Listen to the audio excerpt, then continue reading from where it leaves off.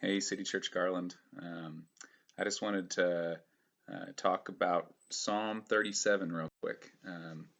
So, if you guys would like, actually, before we read it, can I just give us a little bit of context to help me make sense of what put it in, put it in context for us to understand better kind of what's going on? So, one, it tells us that it's a Psalm of David, and in verse 25, it actually says that this is David when he's old. It says, "I was young and now I'm old, yet I've never seen the righteous forsaken." So he kind of accidentally tells us when in his life this was written. So it's an older David, and also the format. I don't read Hebrew, so I don't actually know this, but biblical scholars tell me that this is written as an acrostic, which whenever that's done, it's kind of a hint to the reader that this is a wisdom psalm. It's kind of a classification of psalm that meaning it's not primarily meant to be like a song of praise vertically to God, but it's more of a horizontal, like he's almost like he's preaching. He's giving wisdom to other people, and so it's kind of neat that this is an older King David, man after God's own heart, who's giving us wisdom. Another thing that's really cool, verse 11 reminds us that Jesus read this psalm. Not only did he read it, but he thought about it, he contemplated it, and he incorporated it into his most famous sermon. Verse 11 is the meek will inherit the land. You know, that's part of the Sermon on the Mount where Jesus in the Beatitudes says, "Blessed are the meek, for they will inherit the earth." And so it's pretty neat to think that us and Jesus both are reflecting on the same passage and finding meaning in it. And it's cool to see the humility of Jesus in that too. And then the last thing I wanted to mention is that again, this isn't something I knew, but biblical scholars I was reading a little bit, and they say that there's never a time necessarily directly in the Bible, particularly the Old Testament, where the question of where does evil come from, or how do you interact with evil on a more philosophical way, like that's never asked directly. But scholars say that the way Old Testament authors kind of ask that question is they say, why do the wicked prosper when the righteous suffer? That's kind of their question for that. And David responds to that question in this psalm, and in fact, it's the backbone kind of this psalm. So at this point, I'd like to ask you to just kind of pause and read through Psalm 37. It's 40 verses, so I'm not going to read each verse. I think that just take a while. So if you would just read through it. Okay, pause. Okay, so I'm going to assume you just read through Psalm 37. And so again, remember the context was that this is kind of asking the question, why do the wicked prosper when the righteous suffer? And David, his response to that, it's not like a why question. It's more of a what do you do with it? He doesn't seem to find that there's a lot of fruit just asking the question why. Instead, he more focuses on here's what you should think, and really he kind of answers the backbone of it in verses 1 and 2. He says, "Do not fret because of those who are evil, or be envious of those who do wrong, for like the grass they will soon wither, like green plants they will soon die away." So essentially what he's saying is that, man, it's temporary. Evil's temporary. It's not going to last. It's going to come and then it's going to be gone like grass. And so he's saying, don't worry about it. Don't fret.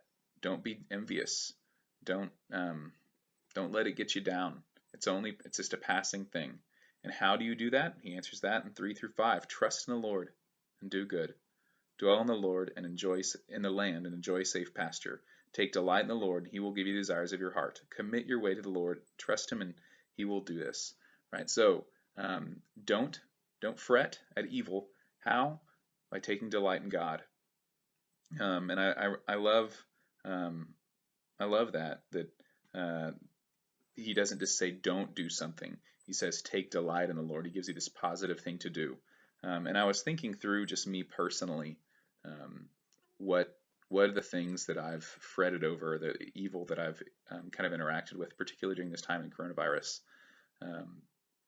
And I don't think I think of evil in the same. I've kind of experienced evil in the same way some of these people do, where people are wrathful, gnashing their teeth. But I can think of one thing that really kind of convicted me as I read this is I found that I was kind of like, just as Psalm 37 is kind of saying, like, don't be like this world that is doing all these things, even though they're passing.